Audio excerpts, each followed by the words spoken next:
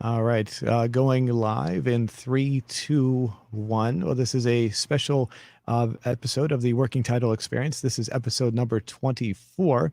And for today, I have Tannaz. Tannaz, is that right? Did I say it right? Yes, Tannaz. Yes. Tannaz. Okay, Tannaz. And could you say your, did you want to say your full name or do you just want to go by Tannaz?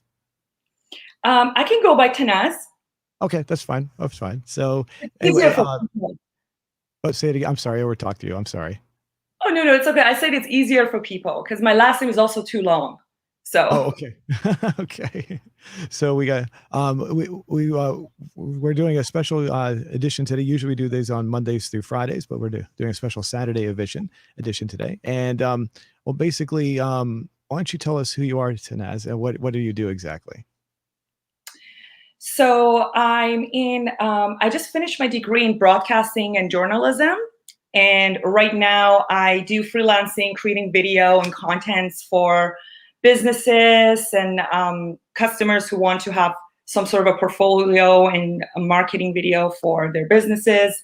And at the same time, I do have my YouTube channel called International Beauties. I haven't posted there for a long time, but basically talks about different beauty hacks and lifestyles from around the world. And yeah, I'm just after COVID, I quit my job, which was in finance, and starting getting my degree in broadcasting, which I love and passionate about, and starting getting to just creating content. And here I am. Oh, I got to say before we go any further, I really enjoy talking with people like you. You know why? Because you're so positive and so everything about you is so positive. We had a conversation beforehand about a week ago when we were talking when I first met you, and I was just I felt so happy afterwards. I mean, you just have this vibrant positivity about you. I feel like if you go into a room and there's like four or five this depressed people or sad people, by the time you leave the room, all four of them will be really happy. It just seems like you're that kind of a person that would cheer everyone up. Thank you so much. You just made my day. I mean, after we were done with our conversation, I actually was speaking to my dad, and I said, I met this really, really positive person. She was so nice, so pleasant to talk to. It was just, I couldn't wait to talk to you again. So really appreciate it. I felt the same way. Thank you so much. And thank you for giving me this opportunity to hang out with your audience and chat today. yeah, and we're getting some people chatting right now, so we'll go if we'll see any questions. Anyone wants to ask any questions, go ahead and we'll comment and we'll respond to anything that comes up. So oh, and before we go any further, as I was telling you before we went live, we're going to ask our audience a question. So I forgot to do a little. We have to do a little test here. I forgot to do this before we go live, so hopefully you'll be able to see this. I'm going to share the screen with you. Give me 1 second. Okay, here we go. Are you able to see that? Yes. Good. Okay, this is the community tab on my YouTube channel. So what we're going to do is we're going to ask our audience a question, and this will be a question that will come back to at least once or twice throughout the entire show. What would you like to ask our audience? It could be anything. It could be fun. It could be serious. It could be anything that you think that they might like. What is your favorite drink in the morning, whether it's coffee or tea, something that just brightens your day up, just keeps you awake or happy? What is your favorite morning drink? Morning drink. Yes. More drink. Okay, cool. All right. So this is a poll, so we have to give them selection. So what would you want the first choice to be? Coffee? Coffee. Okay.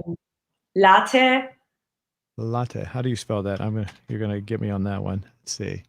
Is that LAT? Yeah. Is it EE? Is that no, it? it's TTE. TTE. That's right. Okay. That's right. I can remember. Okay, that would make sense. That's my too many T's. How many T's I put in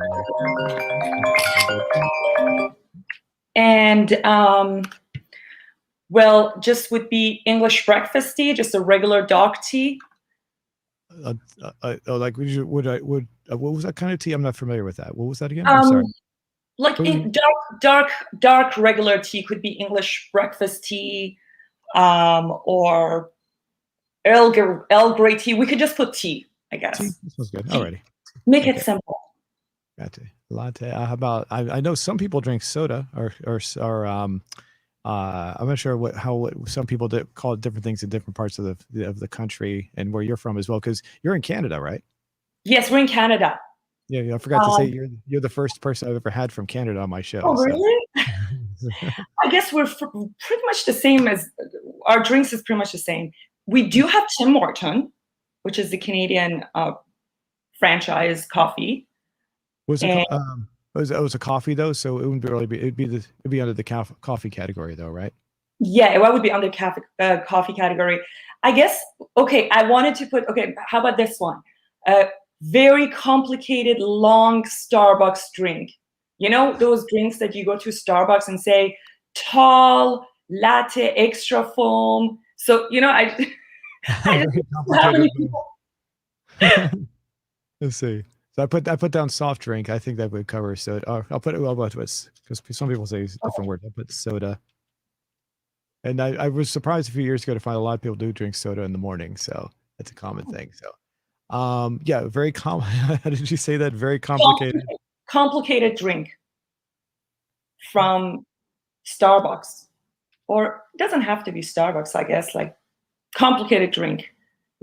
We should probably put Starbucks on there though, because people are going to wonder what that means if we just put very complicated drink. If we don't put a store in there, they might think, what does that mean? They might get confused when they read that.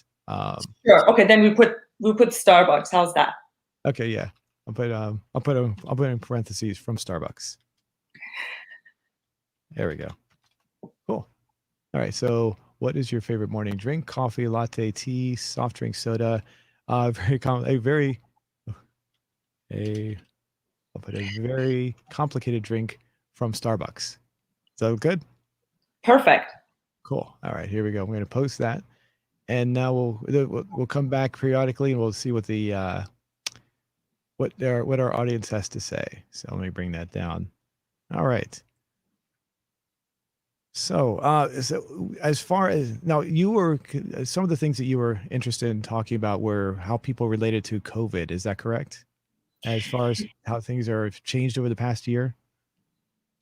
Yes, I wanted to start with something positive because I know it's been such a challenging journey for everyone. Everybody's suffered in some way, and but instead of focusing on that, not to kind of disregard that part, the negativity or suffering part of that. I just wanted to focus on something positive that happened to anyone, whether you learned to cut your own hair or whether, I don't know, you went to for that class you wanted to always sign up for, or you learned to cook homemade food, you saved money actually from not going to restaurants, even though we wanted to support our restaurant business. But something that you would have never been able to do or learn if it wasn't any pandemic in the past year. Now I got to say, you're gonna hate me for this, but to be honest, last year for me was actually one of the better years for me. So it didn't really affect me very much. A lot of people are surprised whenever I say that. I've been running my business out of my home since about 2008. So when everything shut down, my concern was if I was my business was going to be around for a while. But other than that, everything started to slowly creep back in, and it was actually much better. A few months went by, and things got really, really good for me. So I didn't actually suffer any. I didn't really see any negative parts. So I'm not trying to downplay anyone else who had problems, had any issues from last year. I really am not. But for me, it was not. I have a hard time relating to some of the people saying that they had problems only because I didn't go through that last year. So, but for me, it just seemed like everything was going smoothly. How about yourself? What did you have to go through? What did you, was there anything that you learned, I guess, or as far as how you felt about last year? How did life treat you, I guess, or how did you deal with life? I think for me was, and going back to you, I just wanted to make a comment quickly on that too, that a lot of people actually didn't, their business even got better in COVID. So not everybody, but I'm talking about the majority of Right. people who went through that experience. And something like yourself, an online business, I think it's very smart and I think that's one of the reasons, because you took your business you look at it in a different way. You took it outside of the box. So I think that is going to be a trend for a long time coming. But in terms of what I experienced is I was always a 9-to-5 person. Ever since I graduated from university, I just had like a 9-to-5 job. Not that anything is wrong with 9-to-5 job, but I just really wasn't passionate about what I was doing. I was in banking, finance, and I was in mortgages, financial management. And it was just, even though I've learned so much, but it was just a routine of life and I wasn't happy about it. So when COVID happened, I actually quit my job, even though I was cutting my salary. I don't know why, for some reason, I just felt like the whole world is halted. Everything stopped. But then sometimes when worse thing happen or something out of ordinary happens, you just step back and reflect, and you think about, okay, nothing's happening good, no one's doing anything, there's no competition right now. What makes me happy? Life is too short. Things you could get a virus like this and you cannot be here tomorrow. I'm just talking about the worst case scenario, which a lot of people happen to them. So I said, you know what, it's that I'm going to do what I always passionate about. So I quit my job. I went and took a year certificate at the broadcasting journalism, even though I was in communication major in my bachelor when I graduated university. So it was just kind of operate for me. And it was the best thing that happened to me. And I think if it wasn't because of COVID, maybe I was still stuck in that routine of life. So it just gave me a perspective. Even though I stayed home, I gained weight because I know there's I used to walk to work. So I became a little depressed because I wasn't communicating with people. So there's so many other aspects of it. But I think one thing that I can say is I learned to just go after what I really want. And it doesn't matter if it's COVID, or you can still go for it. It gives you a perspective. That's really a gutsy move, especially in a time when when everything's shutting down, to quit your job. I mean, was your job secure at that point? I haven't heard too many people actually quitting their job in a time when job or businesses were being forced to shut down. Yeah, my job was actually, I was a mortgage specialist. So mortgages, in the beginning of, because I quit in the beginning of pandemic, a lot of people were panicking. They weren't buying houses. So it was just in the panic mode. They were still buying, but they were in the panic mood. And a lot of them were not qualifying. That was the unfortunate part, because either they lost their job, or in the housing in Vancouver is really expensive. So the prices of the houses didn't come down.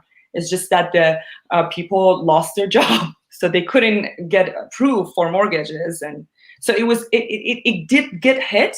For me, it was because I was on commission too. But I was always in sales. I was, throughout my career in banking and finance, I was always in sales. So it was something that it was a second nature for me. But at that time, I feel like it was a good timing because, well, I wasn't making enough money, first of all, but at the same time, why not take that opportunity to upgrade my knowledge to something that I can actually help and do? And I love. As far as the resigning your job, is that something you would go back to at this point? I mean, it seems like you're much more happier. I mean, I don't know. It's hard to tell. Are you happier with your choice you made as working in broadcasting? Okay. And go ahead. I'm sorry. Elaborate on that if you'd like. Oh, no, of course. Very happy because, again, I think sometimes you always need that push. Things happen. Prior to that, everything was just same as routine. You go to your work, you get clients, and you come back. It's night, and you're exhausted, and you start your day again.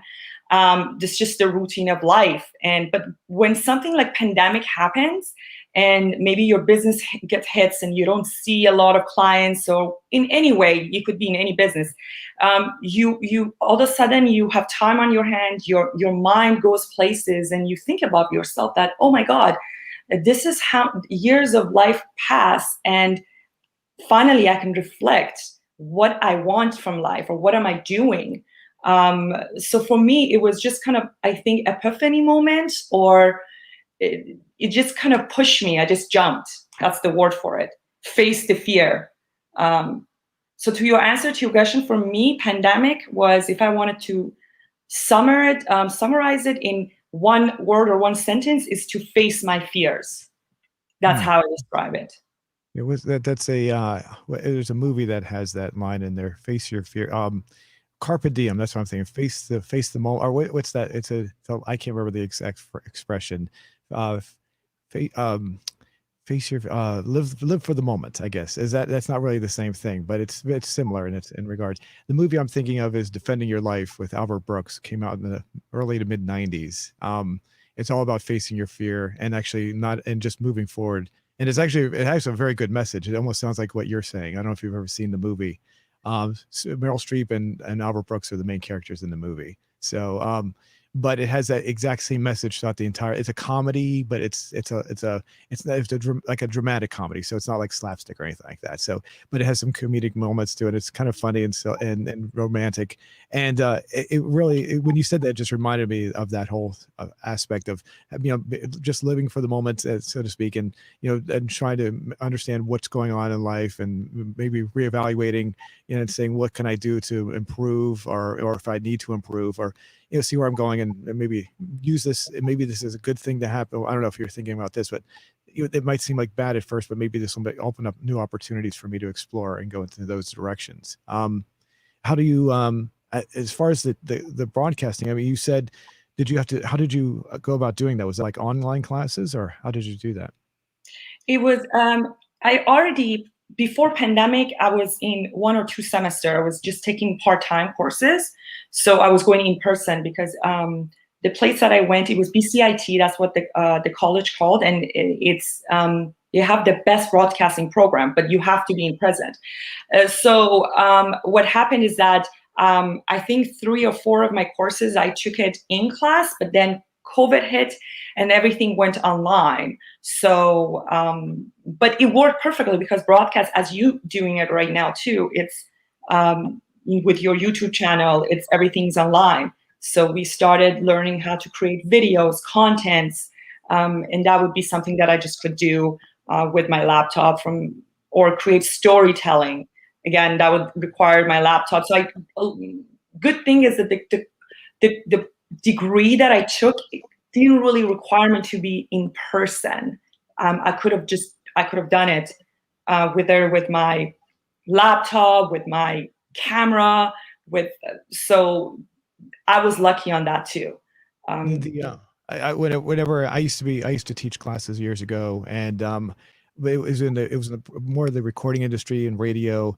And for those kind of classes, though, you would really need to be in person. So it's good to see. I've had some other people on that have been taking classes like you were saying, and they said that they found it to be, sometimes they would say it was like lacking, because they didn't get the hands-on experience that would probably be needed in that kind of a situation. The other thing is, when you're going to classes, one of the things I used to tell my students is the internship is probably one of the most important aspects of any kind of course, or if you're trying to go for a degree. And I would tell them, unfortunately, that's you can take all these classes, but if you don't get your foot into the door, you're not going to get the job. And the internship is how you you meet people. How about, was there an internship, or did you have something that was similar to that, or was this designed to get you directly into the field through, say, like you're saying, using your own equipment, producing it out of your home? It was producing out of our own home. Because of the COVID, we didn't get the chance to go out and do any internships. So that I decided to do that on site myself. So I started applying for internships, and currently I'm doing 2 internships. One writing articles for online magazine, and the other one is interviewing hosts for a project, and that would be on YouTube, plus creating lots of video. So I think you're right. It requires a lot of practice. I wanted to take the actual radio announcing course, but it was not being offered because due to COVID, you actually need to be in the studio with radio announcing. So you're right. Some of the courses, they didn't offer radio announcing, backpack journalism, which you actually need to be outside. And then, so instead they had substitutes. So instead of backpack journalism, I had to take videography, where I would create videos in the setting of my own home and do the different shots and do the editing and things like that. So I think yeah, you're right. There's some aspects of it. I mean, you can't really replace the face-to-face communication, but in circumstances like that, you have to make the most of it, right? It is what it is, and you just learn as you explained, as you do it on the job. So are the classes themselves, are they offered were there multiple people at one time in like a Zoom conference call, or how was that set up for you? Yes, I think it was between 10 to 13 people per class. And then after that would be full, so no more, because I think it would have been too hard for all the students to participate in Zoom if it wasn't not. Yeah, I was curious about that. How you now, because if you had too many people trying to talk at one time, I mean, sometimes it's hard enough when you just have two people like you and I with the communication. Like I was telling you before we went live, like when we were talking, sometimes we overtalk each other, and I can imagine having like maybe a dozen people trying to communicate at one time. How complicated that might be. As far as the tests and the teachers, were they teaching from their own home as well? How did that work out? I was just curious. Yes. I wanted to first answer or make a comment about what you were saying. Everybody's talking over each other. Well, the teacher had a mute button. And so when everybody comes to the class, you have to mute yourself, so no one else, and it's only teachers speaking. And then once teachers, or if you want to ask a question, then you would either raise your hand by chat or you just come in quickly and speak. But it was really like more like a classroom, but in the Zoom meeting, you have to get permission to speak, some sort of. But yeah, the teachers would also teach in the comfort of their own home, which was weird in the beginning, but it works fine. Sometimes, sorry, I would say I would guilty of sometimes I would. I mean, it depends on the subject, but it was really sometimes hard to pay attention because you only have an instructor and explaining the subject to you, and it's like a 3 hours course, and then you just need to be very awake. So I had to go through a lot of coffees. I bet sitting there for 3 hours and not having any hands-on experience, that must be really and then looking at people that are probably walking around in their pajamas at the same time, it must be kind of, I assume, I don't know, maybe they weren't, maybe they were fully dressed, I don't know, but it'd be kind of weird, you're walking around, seeing the teacher walk up and he's just walking in his pajamas and barely waking up, and I don't know. Never happened. Never happened. Okay, I guess that's my imagination running wild there. So I cannot imagine myself, I haven't taught in 10 years, but I cannot imagine going to my classes and trying to teach some of the subject material I could, but most of it I'd feel would definitely require a lot of hands-on. So my classes were probably, I haven't spoken to the people that where I used to teach if they shut it down. I would venture to guess that most of my classes right now are probably on hold based on that, what you're saying. So as far as sorry. No, I was going to make a comment in terms of the practicality of the classes. There was actually lots of practices.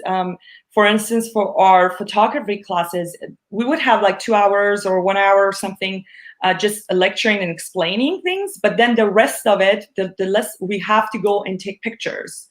And then for photographers, we had to take pictures in a week, maybe around 80 pictures a week we have to take, and they had to be perfect. on subject.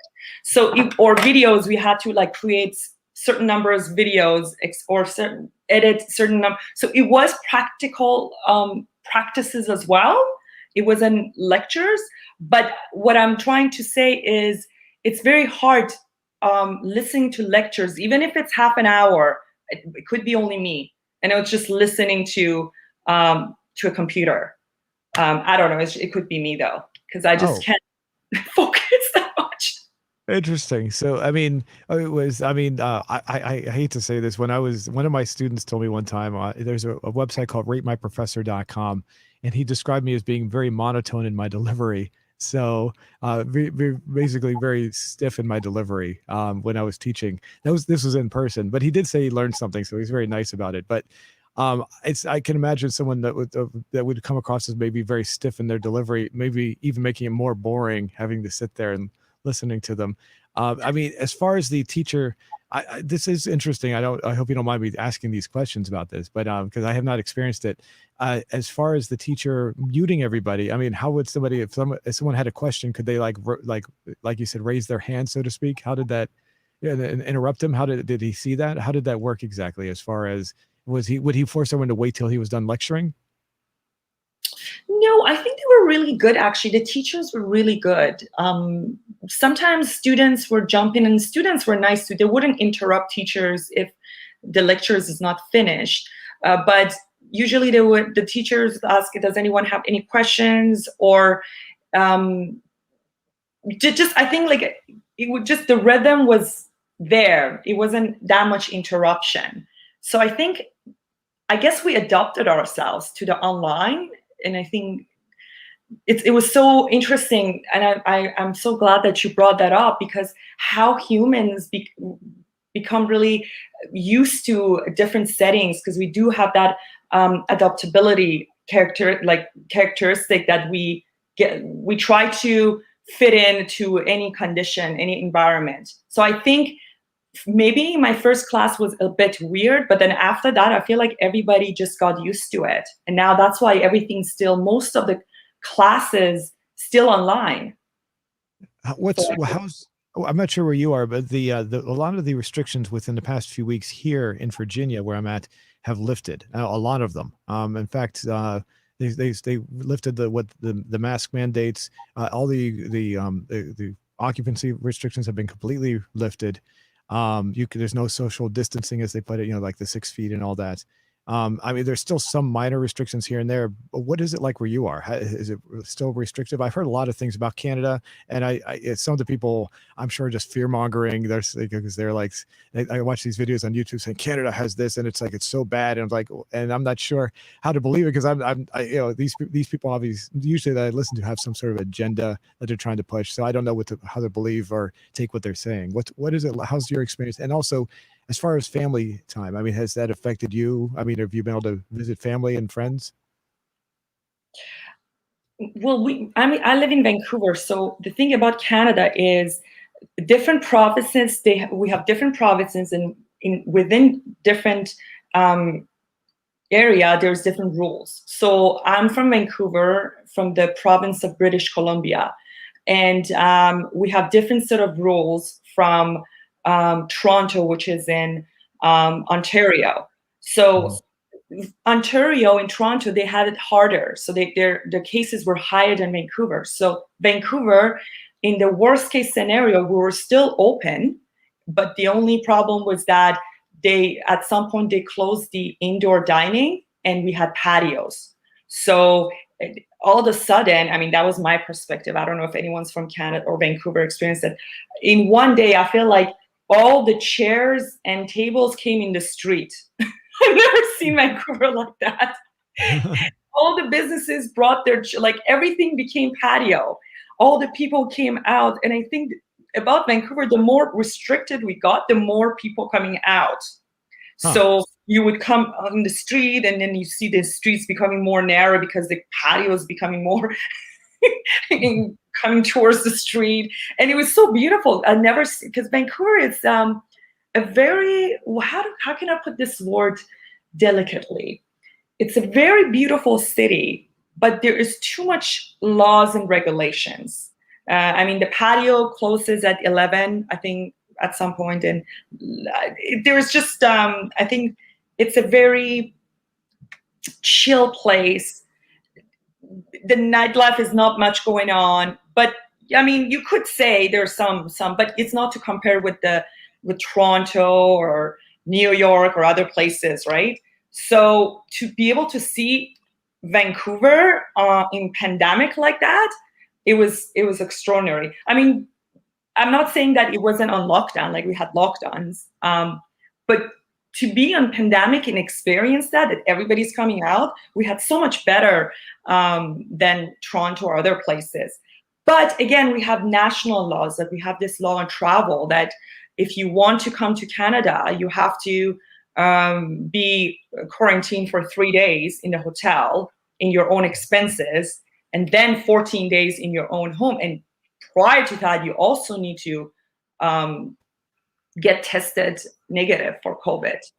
So I guess, yeah, we're still wearing masks. We're still, there are still restrictions, but we are opening, and the classes are still online. So I we think, might.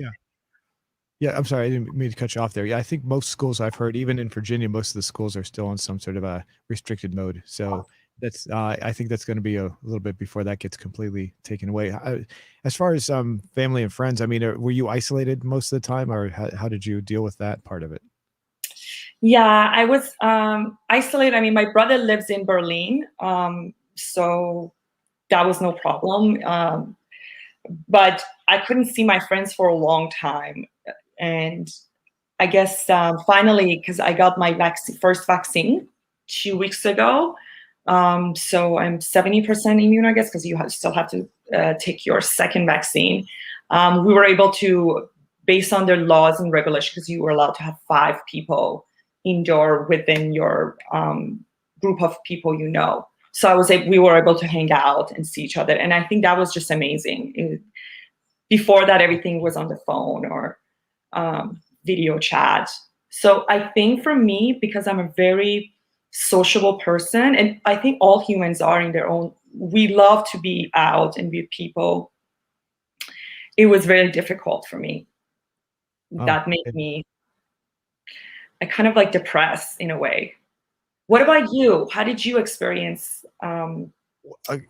Yeah, I've some people have said I'm antisocial, which I hate to say that, but I was accused by that from a person who I considered a close friend one time. She told me that. For me, since I've been running my business out of my home for so long, like I said, nothing really changed. Almost all my interactions are over the phone, or through through my when I send my audio files out, like communicating with people. So, to be honest, this whole concept of doing this show, like what we're doing now, like live interview shows, is actually pretty new for me. I used to do this in radio, but that was a little different. That was, but actually doing it on the internet is something that's kind of, it's not really because of the pandemic or anything like that. It's because I just wanted to try something new. And so basically for me, I really didn't experience much of a problem. I mean, because everything was still pretty much the same. I still dealt with the same people. I will say this, a lot of the people I was working with, all of a sudden were working out of their homes. So it was like, that was the only difference for me. I was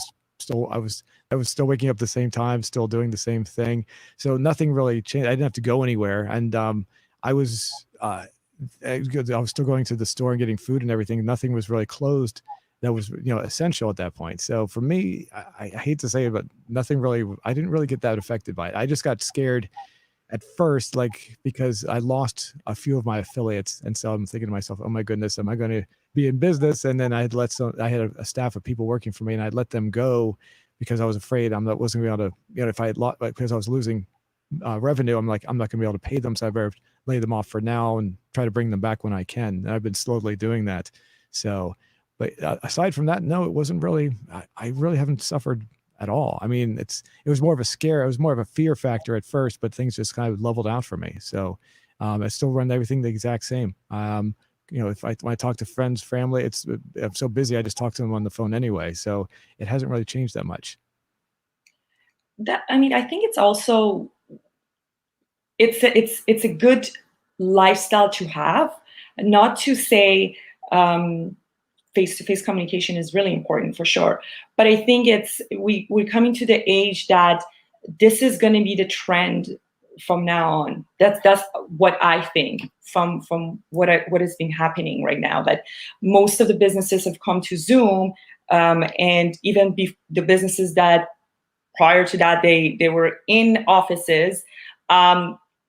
It makes more sense now to be able to communicate with people, and you don't need to be in front of them. So it makes our job a little bit easier. But again, I think we needed something like pandemic to make it more normal for us. So I guess it's for businesses, because I have a lot of friends that their business is online and they actually made more money. So that was, I think, smart. But a lot of jobs, unfortunately, you're not able to do that. There's no option for that. The one thing I don't like is with this Zoom call aspect is you see one thing I've always liked with telephones is people can't see my face. So when I get up in the morning, if I have to make a phone call, I don't have to worry about dressing myself up or anything. With the Zoom call now I have to, I still haven't gotten a camera yet, so I still just hide behind the avatar of my cat. So I don't want to have to go through the process of brushing my hair, putting some clean clothes on. I was just, I just want to look sloppy like I do when I'm working all the time. So for me, that's the only disadvantage to all of that, is having to eventually get a camera and present myself in front of people. I got so used to not having to go into an office and see everybody that I got lazy with that aspect. So, but I'm curious about this. We haven't discussed this yet, as far as the programming that you are producing on your YouTube channel and other things. You have you have at least one YouTube channel, and are you producing anything else? So on that one, because I was in school, so I haven't really done much. I think it's been about 6 months. So now I have to start doing that. And in terms of what I love to produce, this is what I always loved, is to find out about other cultures. And that's why I started that channel, to know about other beauty lifestyle, and not necessarily beauty, it's just a lifestyle too. Because my experience is being in North America, in Canada, we all have one way of living. I think we're just used to one way of living. And most of the ways that other cultures live, it's kind of not either advertised or it has been presented as if it's just, I don't know, I think it's not really being encouraged. So I wanted to come out of that space and say, okay, well, for instance, what if the definition of beauty in North America is, let's just say whatever it is, what is the definition of beauty, or the way that women take care of themselves, let's just say in Africa, in Middle East? What are the cultural aspects of it? We don't get to talk about that as much, I think, because we're so used to one way of eating. In Vancouver is such a multinational city, which is that's what I love about it. And I think the world is becoming more smaller. So that's why I think it's important to get to know more about each other, where we come from, because I think everybody's coming from somewhere. Whether you from Canada or you live in US, I think it's just the world is becoming really mixed. So for me, that was some sort of a passion project, to get to know your culture, your beliefs, your way of living, your way of thinking about beauty, happiness. Because I think the happiness in North America is very different than happiness in South Africa, or maybe South America or India. I don't know. It's just, this is what because I traveled a lot, and I've noticed the difference in happiness. Interesting. You got me curious about this. So different kind of happiness in what way? I mean, how are they? Say like you said you've been to India. How would happiness be different there than say in North America generally? Because you and I would be, I would think we would have a more similar idea as to what happiness is, being, we're from different countries, but it would still be somewhat similar. How would the difference from India be from us, say? I think for again, I can't really speak from every Indian because Indian culture is huge. It's not only, but I can only tell you from my perspective what I experienced. That, for instance, you go to, I went to this festival. It was like a family festival. I don't remember the name, and there was huge population, family gathering, children, kids, and music and different food. And I've noticed it was a very humble gathering. It was, but it was full of happiness. What I mean by that is the family bring their own food. The food didn't have to be expensive. The way of your clothes didn't have to be all flashy. But I could see the happiness in children, kids' eye, or in the family's eyes. I mean, I don't even know, like, I'm pretty sure everybody has a problem. I'm not saying that they're 100% happy, but I'm just talking about that general happiness and content with life. I felt it more there than here. Because I think in North America, we always want something more. I think it's just I don't know, it's advertising or marketing way of that. We want this house. Okay, now I want that money, that car. If I don't have that, then I'm not happy. I'm just not enough. So you're constantly going through this treadmill of life that you need to be happy to have all those, but you could go to somewhere in other side of the world. You can give a shoe to a kid and then he's going to be the happiest person in the world. He's just so happy. Or content with the food he's eating. And I don't know if I'm explaining it right. I think the difference of cultures, and I'm not saying that anyone is better than the other. I think it's everyone's happiness is their choice. Whatever makes you happy, you need to do that. But I'm just talking about my observation, just the way that I saw that. And if I'm able to, kind of showcase that in the channel to the rest of the world, I think that would be interesting because we were so connected. There's oh, sorry, go ahead. I finished what you were going to say there. Oh, no, that's okay. So I just to kind of summarize it is that there is no only one way of living or one perspective. That's what I wanted to showcase in the channel. As far as being happy, I mean, obviously each person's going to have their own version of happiness as well. So, I mean, regardless of where you go, but generally, as you said, generally, when you go to specific areas, you're going to have a sense of what happiness is overwhelming or overall through that same culture. And you're trying to show that through, and you said through beauty. So is it primarily for women when you say beauty? How does that work exactly? Not necessarily, because beauty, it's such a, again, beauty, I don't want, when I'm talking about the beauty, only talk about what I'm going to put in my hair or what product I'm going to put in my skin, but also talk about beauty. And it's not only applies to women. I think beauty could be even for children or for men or whatever gender you are, right? Because not like you could be transgender, you could be, you don't want to identify yourself with any gender. So I'm saying that it's beauty in a way that I even did a podcast, The Layers of Beauty. What is the definition of beauty? Let's just say from a perspective of Middle Eastern woman or man. So it's kind of, it could be a physical beauty, I don't know. But then we also have inner beauty.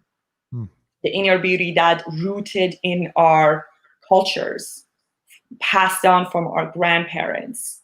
Then it comes in the aspects of different religions, different perspectives, and just kind of acknowledge that we are similar, but then we are different. And there's not only one way of lifestyle. I don't know if it makes sense. That's just what I'm trying to do. Yeah, basically, yeah, you have basically seeing how everyone has a different sense of what things are, but respecting their own personal beliefs and their own cultures as well. And I'm sure, like you said, that would probably be a show in itself, trying to describe that whole aspect of it. I mean, and probably a show for each individual culture as well. So I mean, it would probably take a lifetime to probably even do that, because there'd be so many different aspects. You could break it down for each individual country, and I'm sure lots of different within those countries. There's lots of different cultures within the United States. There's lots of different cultures. So I mean, it would take a very long time just to do all of that, I'm sure. As far as the progress of what you're trying to achieve, how many shows have you actually done? I remember looking at your YouTube channel. I couldn't remember how many there were. How many have you actually done so far? I have done so far around, I think, 5, not that much done. That was actually what I've done it when I was working and in school. So it was kind of my part-time project. Now I'm getting back to it again because it was more like a passion project for me. And now that I finish school and now I'm just doing things, everything's getting sorted out. Now I can focus on that a little bit more. Because as you said, there's so much to cover. But again, it's not, I don't want to make it like a chore, right? I want to make it fun. It's, it's because you have to make your content fun for an audience, right? It has to be fun. I don't want it to be too serious, or it's just that I want to learn about different cultures, and it's just a journey. And I don't want to like offend anyone, because I know sometimes people comment on YouTube and say, well, this is not the right way of doing it, or this is not the way. I've just tried to like do a lot of research before that, because I don't want to just assume or find people from that culture, because there's a lot of learning and understanding, but it'll be fun. That brings up a good point. So if you have one culture that has something that is acceptable and they are tolerant of, maybe another culture is completely unacceptable and completely intolerant of, and maybe to the point where it could create conflict. How would you, I don't know if you had to deal with any of that yet. How would you deal with that? I don't know. Have you experienced any of that so far? That's a very good question and very good point. I haven't experienced it, but I know at some point it might be a challenge. But again, this is with everything. Nothing is without a conflict. Even when you go into work, there's going to be always challenges and conflicts, right? The whole point is trying to be respectful and, just learn together. I'm not here to be a teacher for anyone. I don't know all the cultures. I don't know. So the audience also would be kind of with me in this journey. In terms of the conflict, I guess it goes back to the whole idea of the creation of this, is that, yes, there is a difference. There are differences, but we need to acknowledge our conflicts and differences and be able to get along. We can't just be silenced and say, okay, this is just the only way, and I'm always going to do that.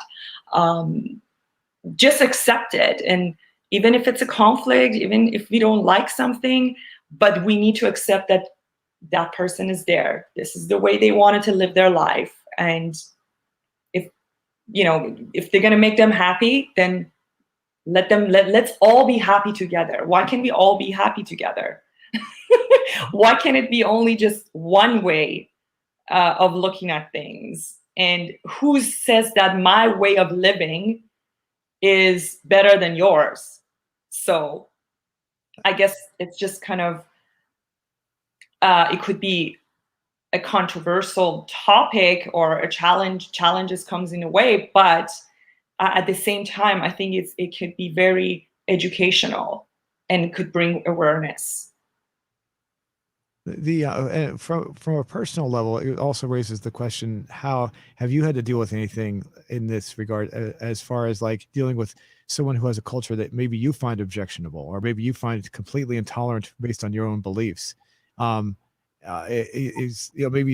you've talked to somebody that's like, you find out, oh my God, that's something I do not like at all, and maybe it's something that, generally speaking, is completely offensive to a lot of people. I mean, would you still want to talk to that person? I mean, I'd like to give specific examples, but I don't want to get too controversial, is what I'm leading up to.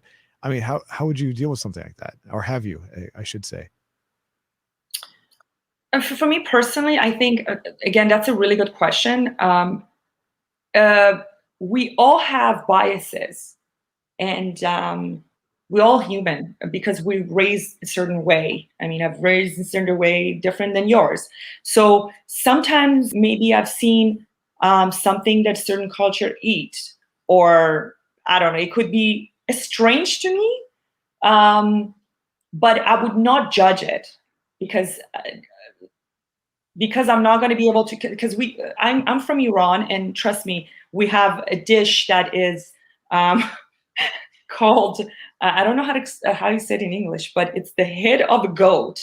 Literally, it's a head of a goat in a soup, and it's a very famous dish in Iran. And for all the vegetarian and the vegan people, they're going to be like, oh my God, you're killing human, you're having the head. But the people of Iran, I'm not saying not all of them, because we do have vegetarians and vegans as well, but it's just always been a part of the culture. And so I have that in my culture when I was growing up in Iran. So then again, if I might see something else, let's just say, for example, if someone eating the snake, right? Because I'm not being in that environment and grown up with it, that doesn't mean that I have to be rude about it, right? So it's just, I think if I was in that culture, then maybe eating the snake would be normal to me, right? Because as a kid, our fears, it's all coming from, I think, our parents and our cultures, right? That, okay, you have to be, there's a spider, it's taught to us. So then, yeah, for me, to answer your question, there has been times that I just couldn't eat a meal. Like, I can't eat snake, for instance. For me, I just give you an example. But then it could be delicious in some other ways, right? I might try it one day. I don't know. So yeah, I think there are conflicts, there are questions, but then there's no judgments. I got you. So I suspect that obviously it would be very challenging, especially if I assume you're willing, based on what you're saying, to deal with these conflicts if they ever arise.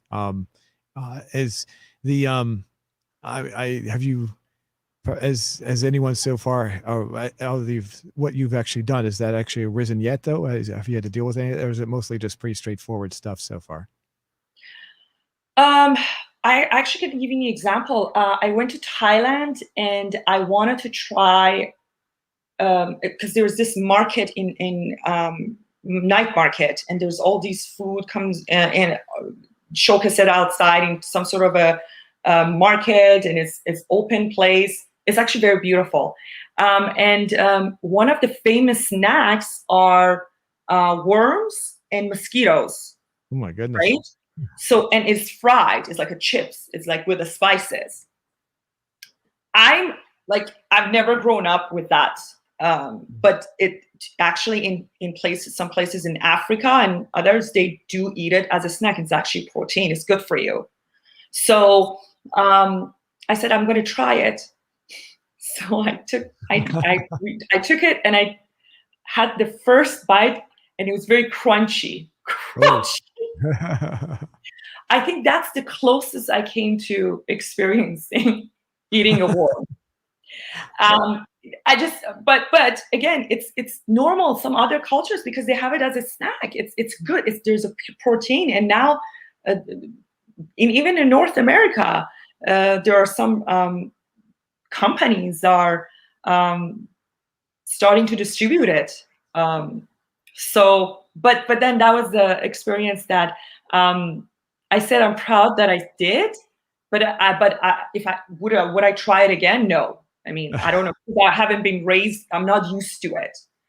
So for people who eat it on a daily basis, I don't want you to judge me that, oh my God, you're so spoiled. You can't eat like this all the time. What's the deal? Because I'm not used to it. can you eat the head of the goat? Maybe you won't. I'm not going to judge you for that. With the head of the goat, to be honest, the head of the goat doesn't seem to be. That sounds interesting. That actually sounds like I don't know. I would be actually interested in doing it. But the insects and the worms, I'm sorry, that's just not my style right there. I'd be very hesitant to even attempt to even touch them. To be honest, but the head of the goat, I would probably try that. I mean, I don't know. Is it tasty? How is that? You said it's pretty common. It's a pretty common meal. Is that a pretty tasty? It's very common, and I know all the vegetarian and vegans gonna hate me, but I'm sorry. I mean, I'm raised with it. I love it. I mean, it's you have to experience something like that when you go to Iran. But so many people might judge me and say, "Oh no, you're killing a human being." But then it's the same thing as meat. Like, right. Are we not eating meat? But I'm not literally eating the head of the goat. The head of the goat it's kind of like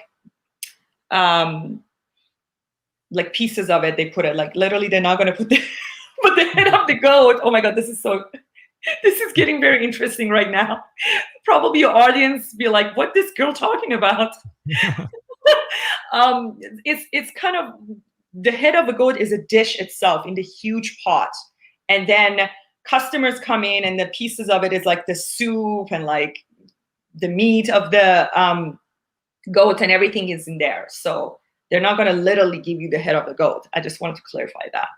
Okay.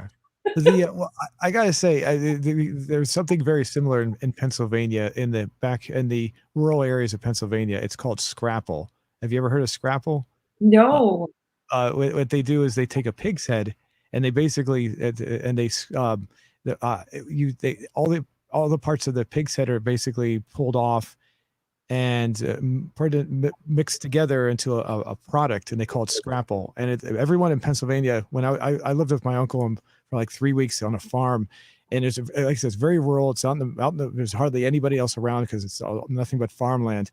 Everybody in the whole area loved Scrapple. And it sounds similar to what you're saying with the goat head. So I tried it. I didn't really find it great or not. I mean, I guess it's a preferred taste. It wasn't bad, but I wouldn't go out of my way to buy it. But everyone up there just loved this stuff. And it sounds very similar to the goat's head. It's like, that's what I was thinking. It's what intrigued me about it, because it's like, you're not actually eating the goat's head itself. It sounds like you're just eating, it's basically being broken down, I guess. Right. Yes, exactly. You got me. Yeah. And so it's very similar to Scrapple, only it's a pig's head instead of a goat's head. So it's interesting how there's some similarities there. And like I said, I liked it, but I wouldn't like go out of my way to buy it, and I had no problems eating it either. But I find it interesting that we found something by the simple discussion between you and I, that there's something very similar between two cultures. The rural areas of Pennsylvania and the people of Iran share something that sounds like it's almost identical, except the kind of animal that they're using. And I remember at my uncle's farm when he brought the pig's head in, he had pigs that he raised, and he would cut their heads off and he put them in the freezer, and he actually showed me the pig's head beforehand. So, and they go through the process of pulling everything off of the pig's head. So, it does, it was different. And what you're telling me, it was like, well, it's just another way of, consuming a food, so I just find it. But the bugs, getting back to the bugs, yeah, I'm sorry, I wouldn't touch a mosquito. I don't like mosquitoes, and worms I'm just not too much. The only thing I've ever heard where I've grown up, we had chocolate covered ants. I wouldn't touch those either. So where do you grow up? Virginia, DC area, the Washington DC area. So I remember seeing those once in a while. I never ate them though. So I think it was just like one of these things that would pop up every once in a while. So, but that was the closest I've ever seen to any kind of insect eating in this area. So I think they're good for you. That's what they're saying. It's pure protein. It's a healthy food. So, and it tastes, when I tasted it tastes like chips. It wasn't anything weird. But the thought of a worm is in my mouth, that was weird. It's like, yes. I couldn't fathom that I'm actually eating a worm. So it was psychological. but I guess when it comes down to your survival, if you just don't have any choice, you got to do what you got to do. I don't know.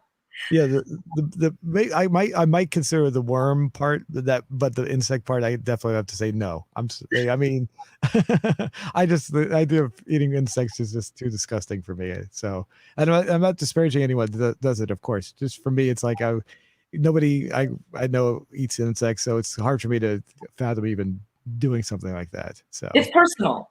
It's like yeah. everyone's different. Yeah, but So like I said, I agree with you. To say I would accept anyone else doing that. It's not a problem with me, as long as they're killing for for food and consumption. I don't like seeing bugs or anything or any kind of animal killed just for sport or for fun. I don't like that. I think that's wrong. yeah.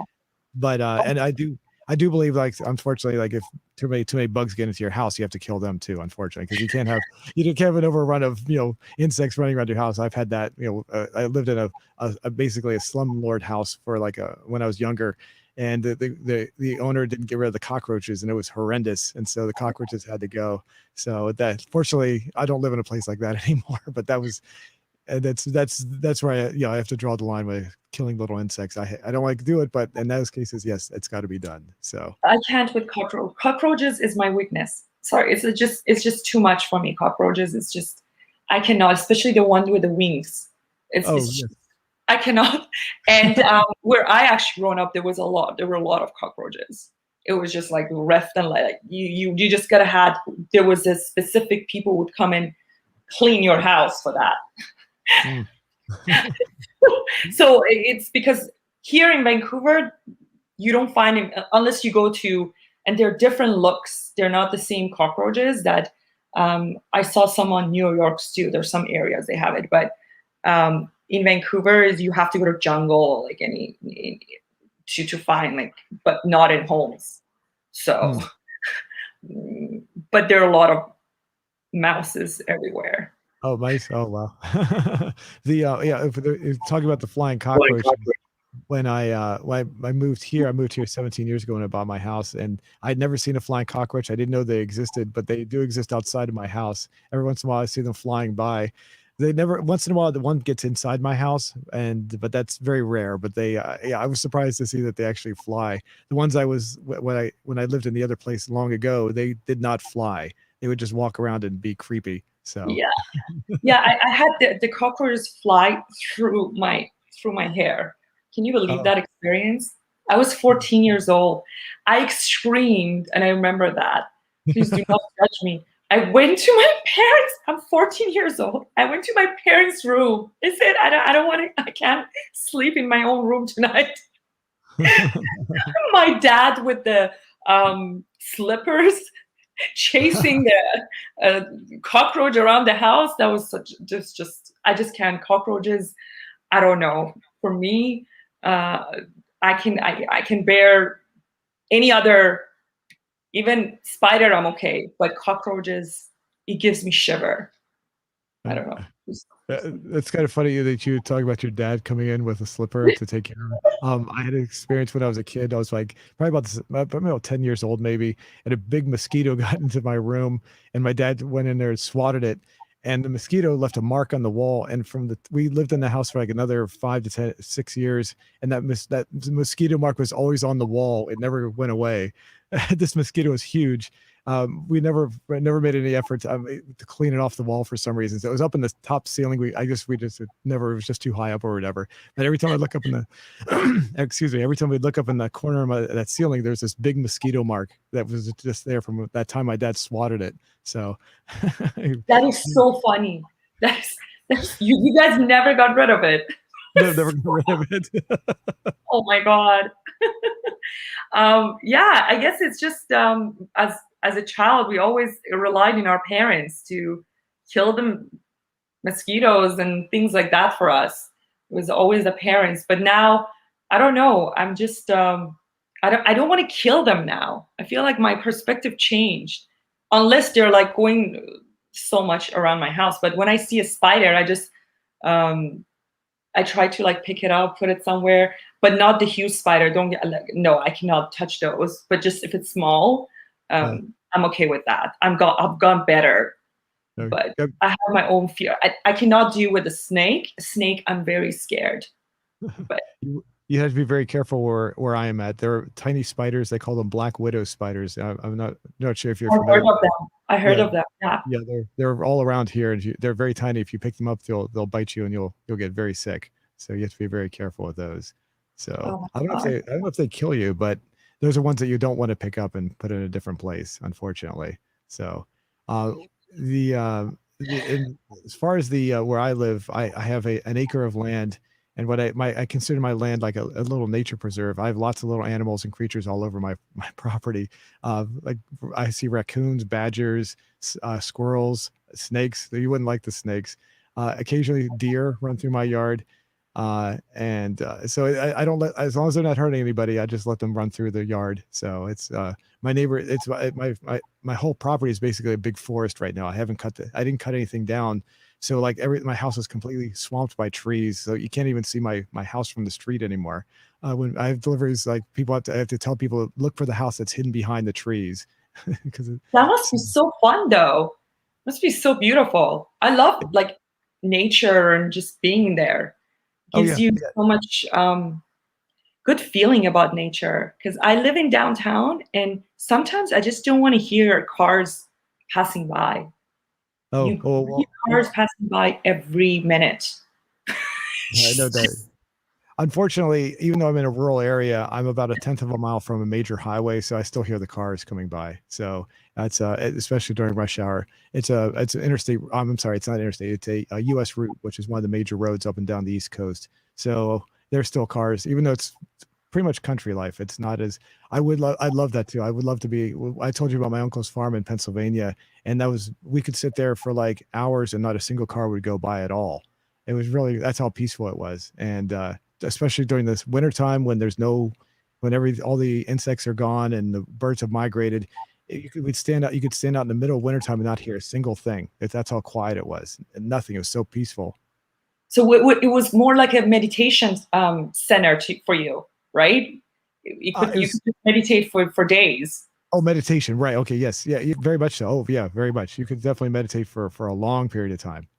It was so I'd like to go back there, but I don't have the time to do so. But yeah, you could sit there and especially at nighttime, it's like it was so weird walking outside and not being able to hear a single thing.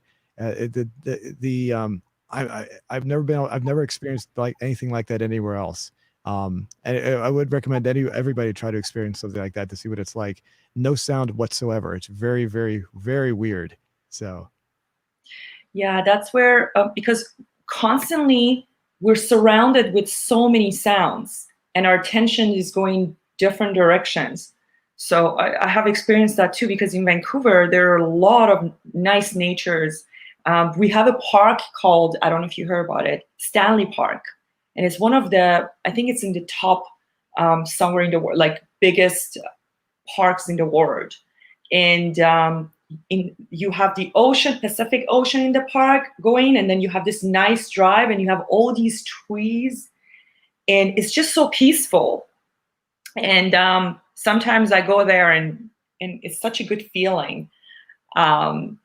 So I totally get what you mean by no sound, and I think we need that sometimes. Be able to just disconnect from our world, and I don't know, it gives me a good feeling. mhm. Uh, without any noises. Yeah, yeah, and there are very few places that I've that's in fact that's the only place I've ever experienced that. I'm obviously there's going to be some places, but yeah, it's I would recommend like you said for meditation or just anybody who wants to get away for something to try it at least once in their life to see what it's like because it's very very different and very nice if from especially I mean every place I've lived there's always been some sort of noise constantly going on somewhere so uh, yeah, especially where I live now. The summertime we have these huge insects that just make these horrible chirping sounds. They're friendly little things, but the noise Oh, they make is just so annoying. It's like a big ratchet sound. I think they're indigenous to this area. I've never heard them anywhere else. So I can't even describe it. It's just this horrific where are sound. you living again?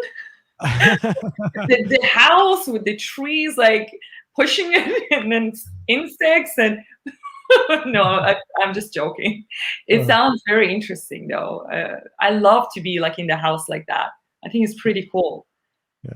and you just have to be used to being out in the middle of nowhere and having then having to drive to get to places. That's the only drawback.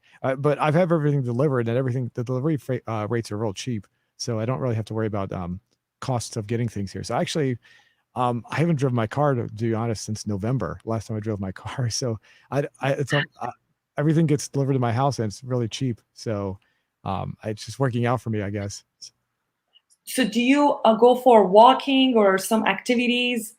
Because you do work at home, and at the same time you get everything delivered, and I guess you just walking is for you, right? Yeah. Yeah. I walk, well, my mailbox is a tenth of a mile from my house. So every day I have to walk down and get the mail. And then trash day, I have to move the trash cans about a tenth of a mile from my house. But that's probably Wow. about it. I'm afraid to walk into the woods because of the deer. And the reason for that is the deer have ticks, and ticks are not good. Ticks in this area are very bad. They have disease. So that's the only drawback is the ticks. And Oh, ticks, I don't know if you've ever experienced ticks, but they can be very bad. yeah. I heard about it. I haven't experienced it. No. So that's the only drawback are the little ticks. And so other than that, I could take a walk up and down like the road I was talking about, the major, it's Route 1. I just got to be careful because there's no sidewalk. It's very rural. So I'd be right next to traffic. So I did that once when I had to go to a store about 2 miles down, and it was kind of weird walking right next to traffic like that. So, but it's hard to actually walk. I could just walk around, I guess, up and down the road I live on, which is about a quarter of a mile long, but that's not very much. It'd just be walking back and forth. So, Yeah. I mean, for me, I think I'm more like a city girl, city person. So I love to just hear the sounds. I do like um, just to be in a peaceful area once in a while, but mostly I would say I love to be in city where everything's happening. Even when I go for a walk, I love go to places that I can see what's happening. Because for some reason I get bored when I walk in the part that there's only trees, and maybe because I'm spoiled. I live in Vancouver and it's always been very beautiful. Like you always have views and oceans and everywhere. So so maybe I'm just so used to it, and I just want to be somewhere there's action, like there's people walking or but everyone's different, I guess. For me, that's what I love.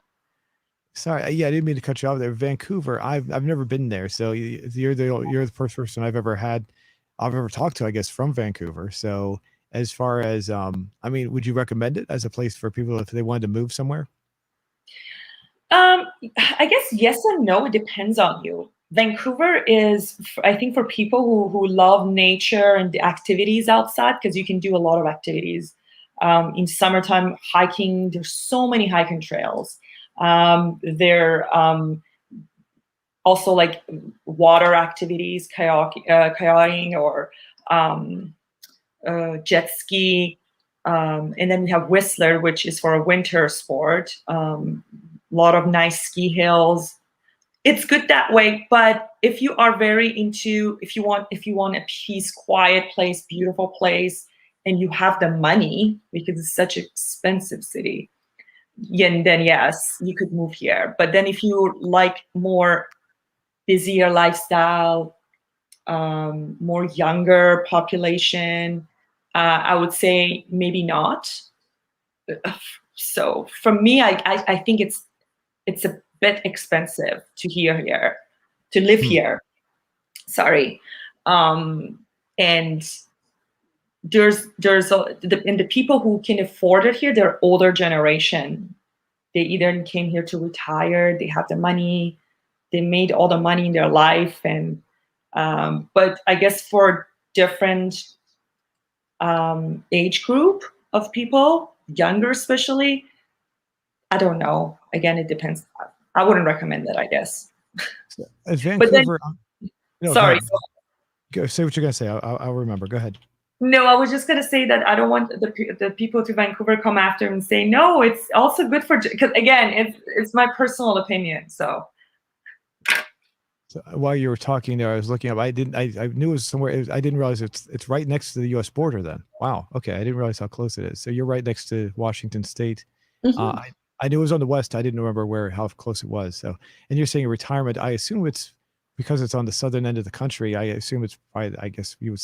And that's a warmer area too, right? Do you get a lot of snow? Not as much. We do get a lot of snow in Whistler. It's like mo- I guess not all around the BC, British Columbia province. In Vancouver specifically, not that much. We get a lot of rain. That's why they call it Vancouver. We're very famous for rain. Sometimes it rains just forever. It rains 24 hours to the point that I just don't want to see rain anymore. I just want sunshine. So I think if I want to summarize how people of Vancouver are in this sunny day, at not even cold, hot day, there is one day of sunshine.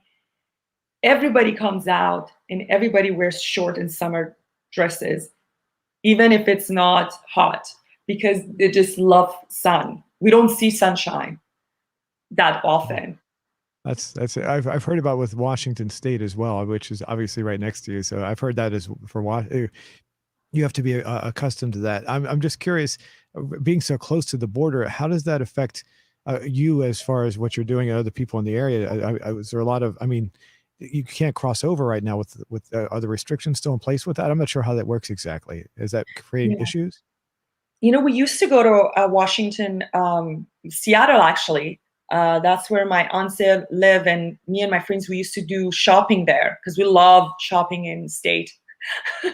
It's so much fun. You guys have so much variety in everything, and the volume of everything is just too much. The food in US, I mean, we don't have, can you believe in Vancouver, I don't know about the rest of Canada, we don't have that many all you can eat buffet. Like there No. isn't, like we don't have that. And even if you do, maybe just once or one or two, I don't know. But in state, the amount of food you can get is just so much. How can people eat that much? I mean, I love it because we're not used to it. But everything is just so much bigger. The street is so much bigger. The food is like everything in US. The variety of clothes is Uh, um, so we loved going to US and for shopping and uh, just experiencing things. But now it's not fun anymore because we can't travel.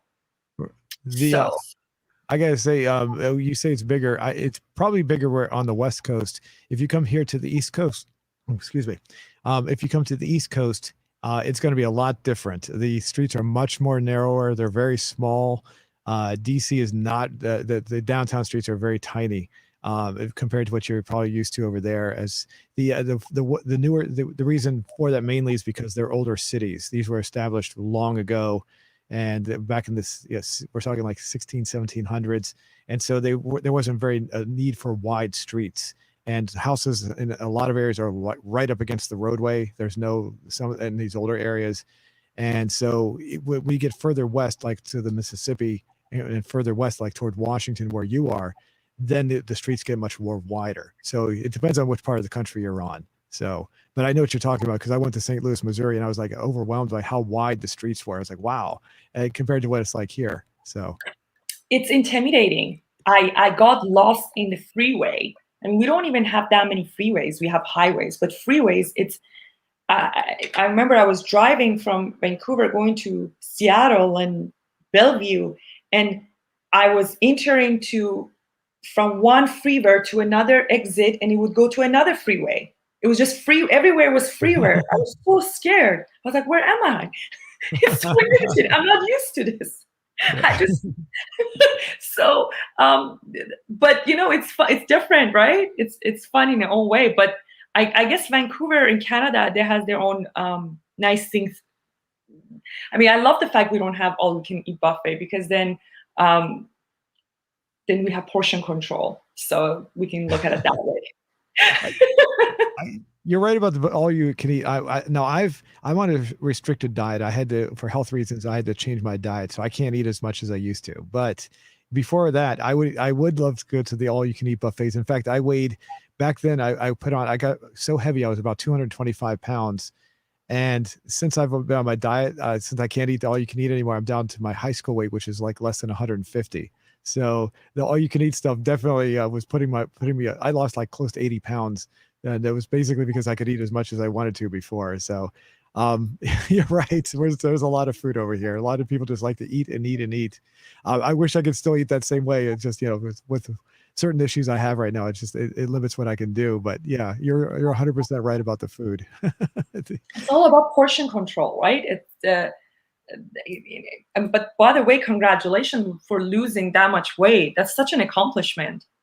Yeah, it was funny. I didn't even know that I had lost it. I noticed that the belt on my pants was like I was at the furthest notch when I was 225, and as the time went on, I noticed I kept on going down to the lesser notch, lesser, until I got to the smallest one, and now my pants are actually falling down. I have to get a new belt. Well, that's a good thing. While other people in pandemic, they gain weight. So I think I've actually gained weight, maybe 10 pounds or so, because I used to walk to work all the time. Oh, And right. but now I'm just sitting in my computer. But no, that's very that's really good. Yeah. So congratulations on that. Yeah, Maybe I you was can give us some tips on how to lose 80 pounds. That's wow. just don't eat sugar and starch. That's basically it. My diet is just basically a absence of sugar and starch. I couldn't eat it. That's I can't eat any of that right now. It causes issues. So once you stop eating that, you lose the weight pretty quickly. I was surprised how fast you can lose it. So, Now, um, oh, sorry, I was gonna say now it's sugar. You mean even in bread? Because bread has everything has sugar. Like, what do you mean by sugar? Just yeah, pretty much. simply. I've eliminated pretty much all natural sugar, artificial sugar, almost everything that has sugar in it. I'm very limited on what I can eat right now. So, if it has sugar in it, I don't touch it. So, starch is also another thing. So bread has starch in it. I can't touch bread. Can't eat anything like that. So it's a very restrictive diet. So a lot of people I don't think would tolerate it. In fact, it was very hard for me to convert over, but I've gotten used to it now. So, but at first it was very hard. So I had to make because I'm not going to get into details as to why, but I had to make the change. It was something that had to be done. It would be very hard for a lot of people to make that conversion, especially you need sugar because that changes your mood. If you don't have sugar, that's going to change your mood. And I went through some mood swings at first, but I've gotten used to that as well. Sugar is also addictive. The less you have it, the less you crave it. So I guess that's why you just get used to it. And the good thing Yeah. is that our body get used to everything. There is a saying that after, I don't know if it's a 30 or 40 days, if you continue a routine, then you can set it for life. Hmm. You just need to, I just don't remember if it was like a 30 or 40, or there is that your body and your behavior changes to it. Okay. So That sounds about right for me. Yeah, that sounds about right. Yeah, because my body has definitely adjusted what I've had. In fact, my diet was so bad, I would like buy a pound of M&Ms and just eat a whole bag of M&Ms in a day. So I was like, and people would look at me now. When I was younger, people would say, "How come you can eat all that candy? I'd eat lots of candy. How come you never put on any weight?" Eventually, it caught up with me, and I got up to really heavy. And then, and that obviously I stopped eating the sugar, and now I'm back down to, like I said, my high school weight again. So but yeah, yeah, my body has definitely adjusted, like you said. It probably took about 30 or 40 days. It did take, but I'm fine now. But it was a hard shift. It was very much something I had to adjust to. yeah, I guess that's why the less you have something, the less becomes addictive. Same way with me. When I have chocolates, I want to have more. But when I won't have any chocolates for a while, I just feel like I don't. You can give it to me, but I'm not craving it. So, and especially if I don't see it around the house, I need whatever I see. I need to just put it away somewhere. It's easier for me.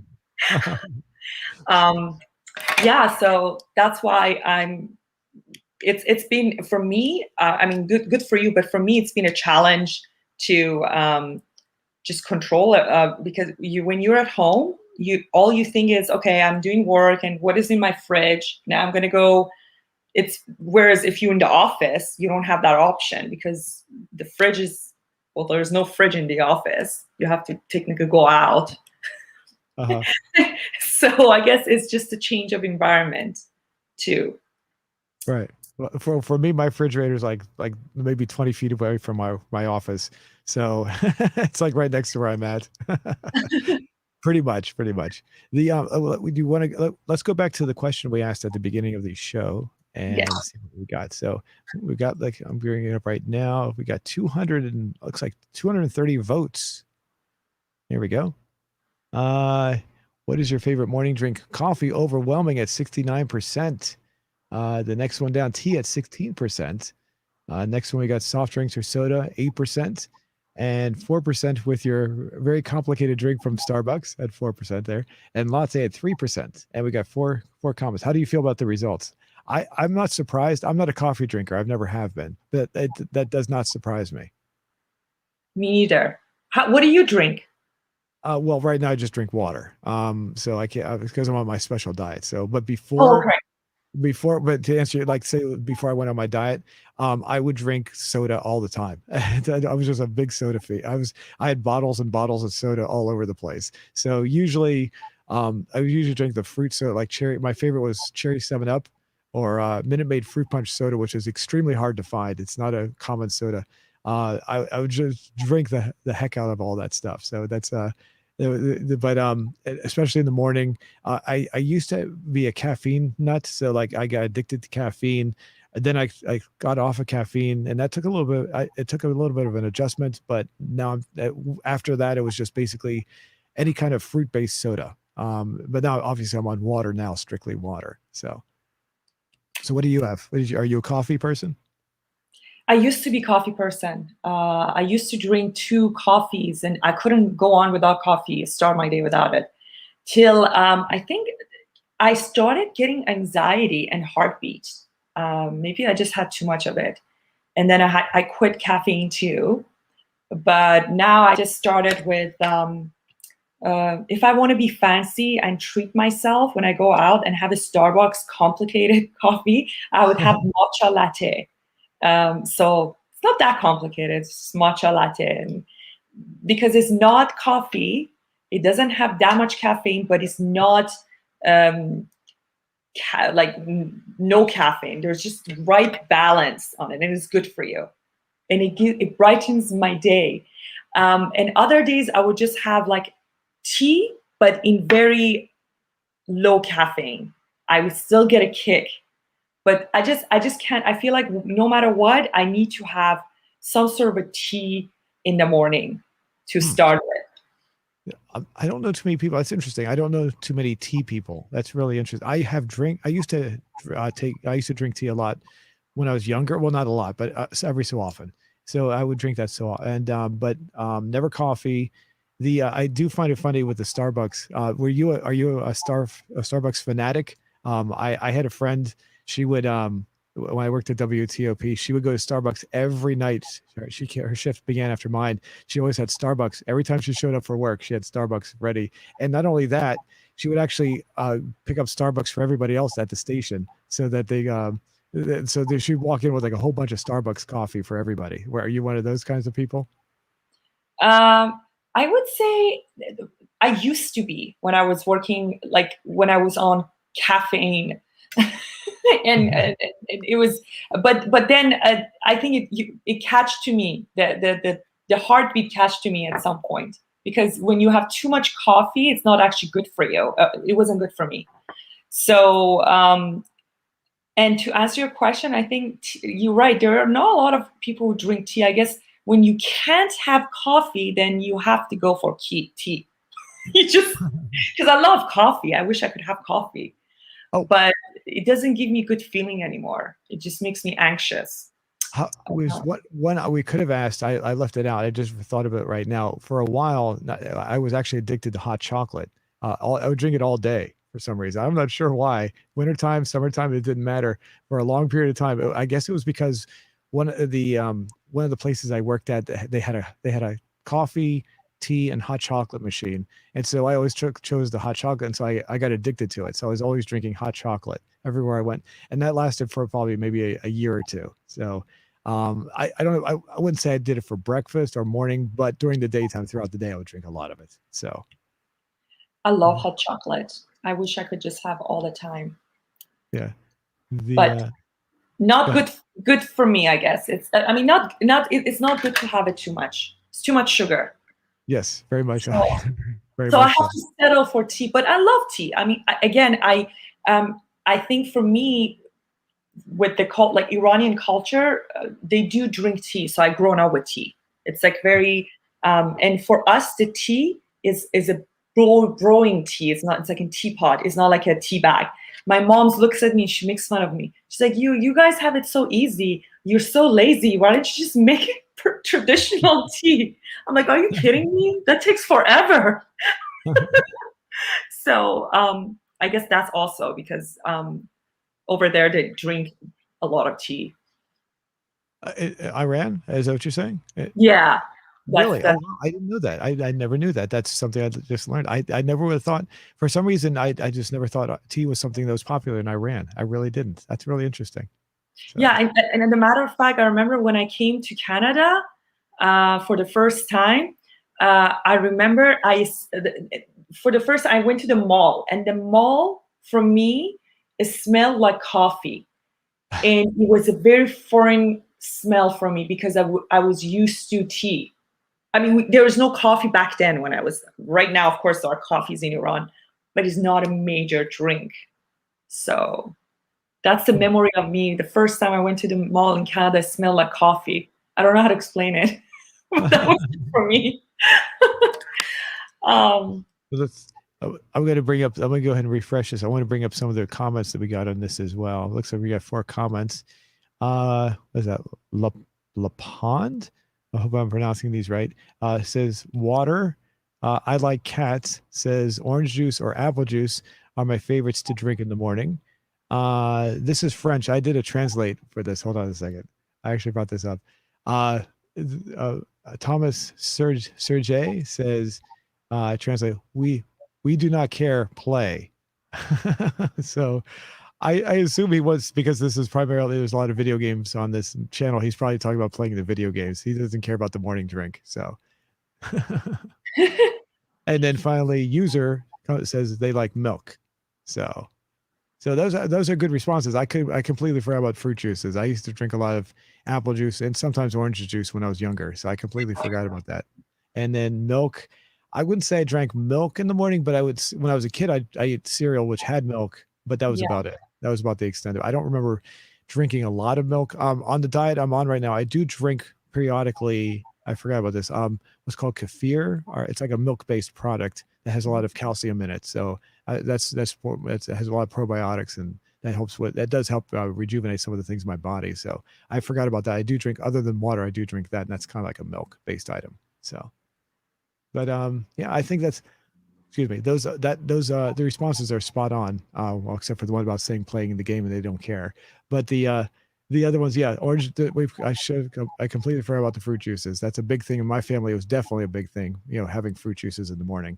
One of my relatives, I remember, I think used to actually drink or consume grapefruit, or grapefruit juice too. I know grape juice, I don't think for breakfast, but grapefruit juice was something that's kind of big for, I don't think it was my immediate family, like one of my cousins or aunts or uncles or something. I went over there and spent some time there, and I was surprised to see them drinking that, because I was like, most people don't have that. So it was kind of stuck out. grape juice fruit supposed to be good for you in the morning. It's actually a really popular morning drink, breakfast drink. Okay. So we got 200, let me refresh my time. Yeah, 252 votes at 67% coffee. So, oh, wait a minute, we got one more comment. Oh, hold on a second. No, we have to do another translation. 1 minute ago. Hold on a second. I don't know what that says. Give me 1 second. There we go. I'm going to bring it up to, hopefully it's not something bad. Okay, here we go. Oh, it's a good one. Okay, it says, soda drinkers, what are you going through? So I guess he doesn't like people drinking sodas or so, or finds it funny. No. So, it's what language is that? Oh, Turkish, Turkish. So that's there. Okay, cool.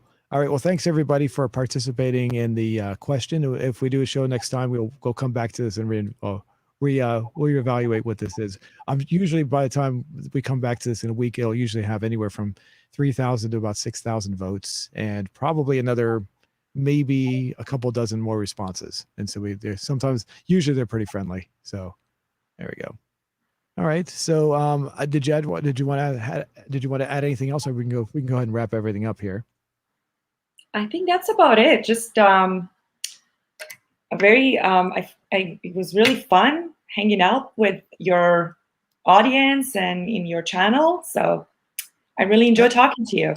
I enjoyed having you on, and like I said at the beginning, it's always nice having a person that has such a positive, very positive look on everything. I mean, and not only do you have a friendly personality, but I mean the way you look at life and other people's cultures, you're so accepting. I mean, as I've seen so many people that are just so negative and just so nasty sometimes, and they're like the exact opposite of any of that. You're just so, the way you look at people, like you need to be accepting of whatever people are. I'd like to adopt that philosophy a lot, but I do as far as how I live my life, I have to say sometimes I don't do that, and I feel bad. But when I see someone like you that's actually living through that and doing that, I feel so.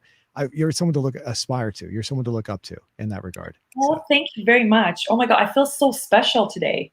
You just made my Saturday. Thanks, Noom. I actually feel the same. You're also very easy to talk to, and you ask a very good questions, and you made me feel very comfortable. So I really enjoyed talking to you today. Cool. I'm glad. Okay, so maybe we can do this again. And everybody else, thanks for being on, and we'll see you next time. And hold on a second there.